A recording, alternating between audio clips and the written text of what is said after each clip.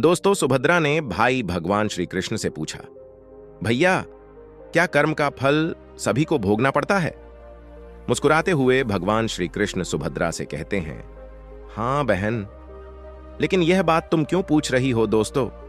सुभद्र ने एक सपने में अपने कुल का विनाश देखा था, और वही विनाश महाभारत के युद्ध के उपरांत हम सभी ने देखा था।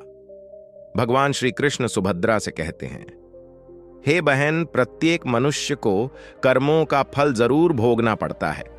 अगर हम अच्छा कर्म करते हैं तो उसका फल भी अच्छा मिलता है, और वहीं बुरा कर्म करते हैं तो उसका फल भी बुरा ही होता है। इसलिए हर व्यक्ति को कर्म करने से पहले जरूर सोच लेना चाहिए कि हम कर्म कैसा कर रहे हैं, और उस कर्म का वैसा ही फल हमें जरूर मिलेगा। इसलिए कभी भी बुरा कर्म नहीं करना चाहिए, और तो और उसके बारे में सोचना भी नहीं चाहिए। दोस्तों, आप सभी लोगों को तो पता ही है, इस मृत्यु लोक पर कर्म फल के सिद्धांत से कोई नहीं बच पाया है। स्वयं मुझे भी श्राप युक्त होना पड़ा है। श्री कृष्ण कहते हैं, हे सुभद्रा, मैं तुम्हें इसी विषय में एक कथा सुनाता हूं, तुम इसे ध्यान से पूरा सुनना। और श्री कृष्ण कहते हैं, जो इस कथा को पूरा सुनता है वह सदा सदा के लिए बुरे कर्मों से बचने का ज्ञान प्राप्त कर लेता है। तो दोस्तों, आप लोग भी इस कथा को पूरा सुनना, जिससे आप लोग को भी बुरे कर्मों का ज्ञान प्राप्त हो सके। तब श्री कृष्ण कथा आरंभ करते हैं और कहते हैं, हे सुभद्रा गौतम, पुर नाम का एक राज्य था। वहां के राजा का नाम महेंद्र सिंह था। उनके यहाँ बहुत पूजा पाठ और मन्नत मांगते हुए एक पुत्र का जन्म हुआ। वह राजा बड़ा ही धर्मात्मा, न्यायकारी, प्रजा प्रेमी और ईश्वर का भक्त था। उसने महादेव का एक मंदिर बनवाया और एक ब्राह्मण को उसका पुजारी नियुक्त किया। वह ब्राह्मण भी बड़ा ही सदाचारी, धर्मात्मा और संतोषी था। वह राजा से कभी कोई याचना नहीं करता था। राजा भी उसके स्वभाव पर बहुत ही प्रसन्न थे। उस राजा के मंदिर में पूजा करते हुए 20 वर्ष गुजर गए, लेकिन उसने कभी भी राजा से किसी भी प्रकार का कोई प्रश्न नहीं किया था। फिर कुछ साल गुजर जाने के बाद राजा ने अपने बेटे को शिक्षा दिलाकर विद्वान बनाया, और बड़ा होने पर उसका विवाह एक सुंदर राजकन्या के साथ करा दिया। विवाह करके जिस दिन वह राजकन्या अपने राजमहल में आई, उस रात्रि में राजकुमारी को नींद नहीं आ रही थी, तो वह इधर उधर घूमने लगी। जब वह अपने पति के बेड के पास आई तो क्या देखती है, हीरे जवाहरात से जड़ी हुई एक तलवार रखी हुई थी।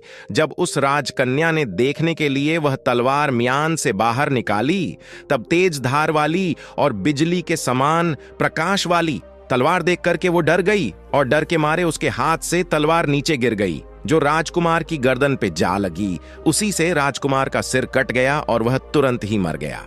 दोस्तों, श्री कृष्ण कहते हैं, हे सुभद्रा राजकन्या अपने पति के मरने का दुख करने लगी, शोक करने लगी। उसने परमेश्वर से प्रार्थना की, हे प्रभु, मुझसे अचानक ही यह पाप कैसे हो गया?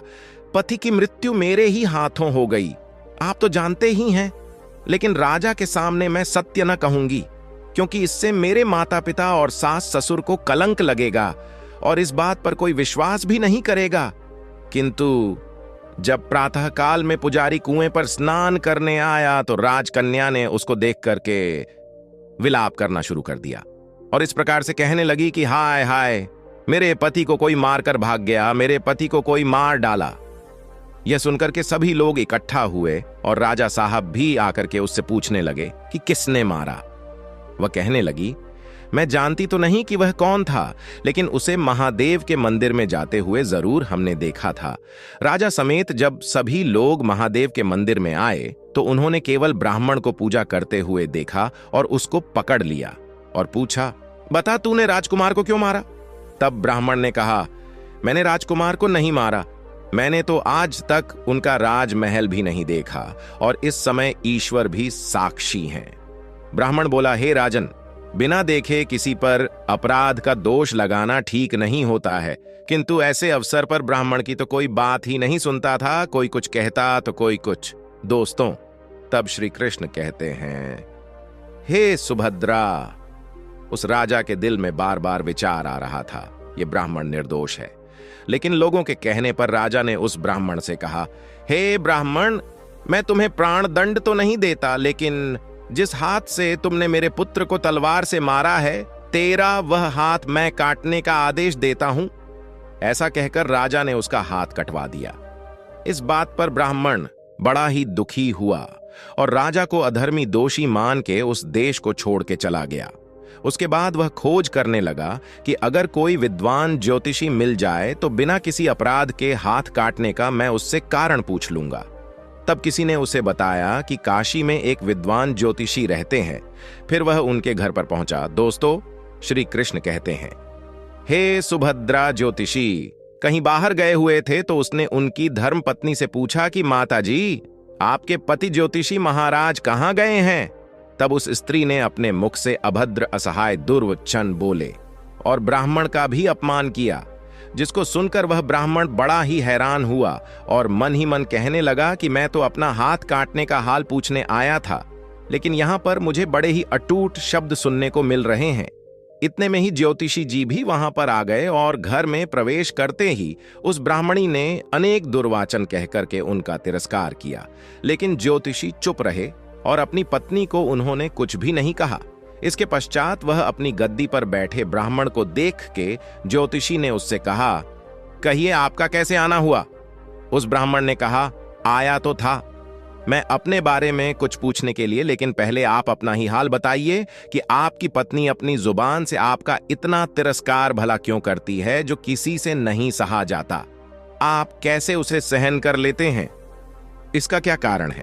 तब ज्योतिषी महाराज ने कहना शुरू किया, यह मेरी स्त्री नहीं है, मेरा कर्म है दुनिया में जिसको भी देखो, अर्थात भाई, पुत्र, शिष्य, पिता, गुरु संबंधित जो कुछ भी है सब अपना ही कर्म है। यह स्त्री पत्नी नहीं, मेरा किया हुआ कुकर्म है और यह बिना भोगे कटेगा भी नहीं।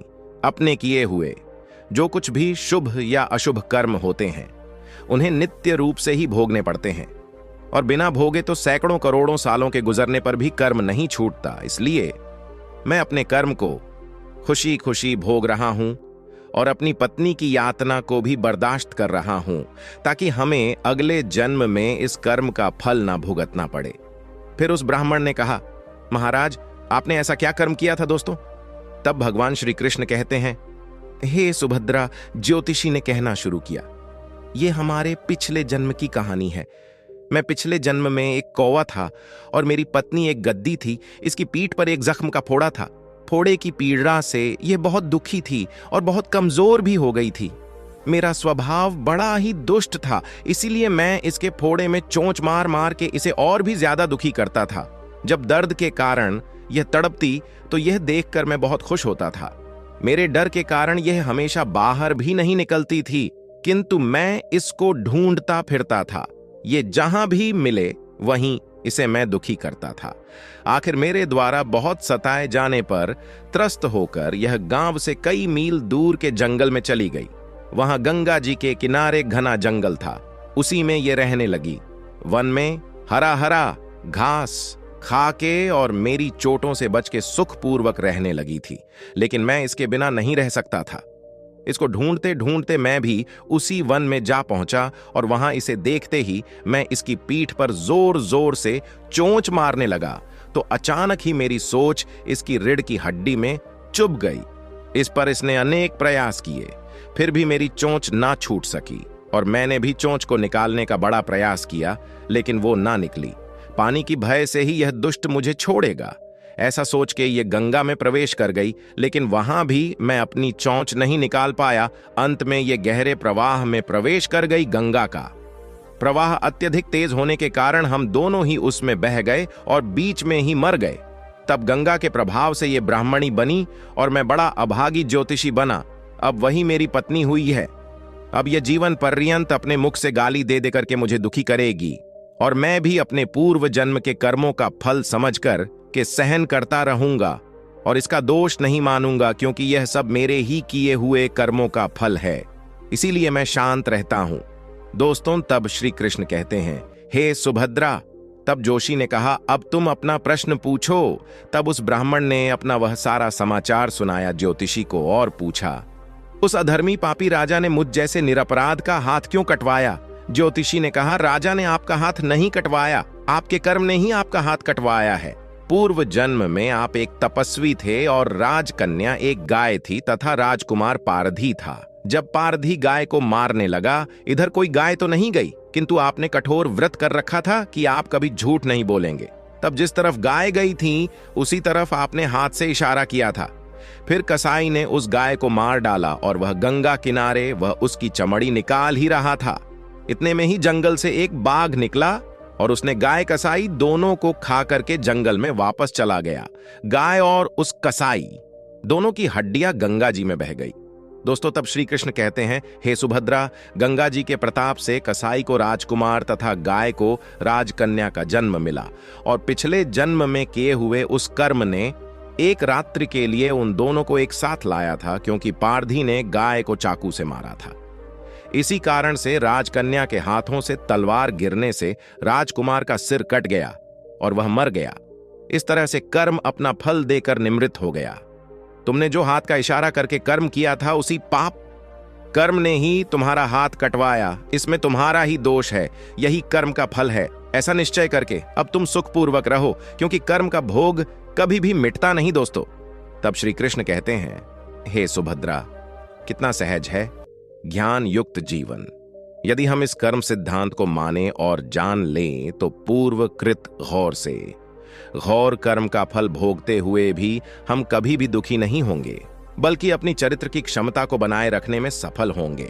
तो दोस्तों, आशा करते हैं आप लोगों को भी यह कथा पसंद आई होगी। अगर दोस्तों यह कथा आप लोग को पसंद आई हो तो कमेंट बॉक्स में जय श्री कृष्णा लिखकर, वीडियो को लाइक करके, चैनल को सब्सक्राइब करके बेल आइकन ऑल पर प्रेस कर लीजिए, जिससे हमारा वीडियो आप लोग को सबसे पहले मिले। और दोस्तों, वीडियो हमारा पूरा देखने के लिए आप लोग का धन्यवाद।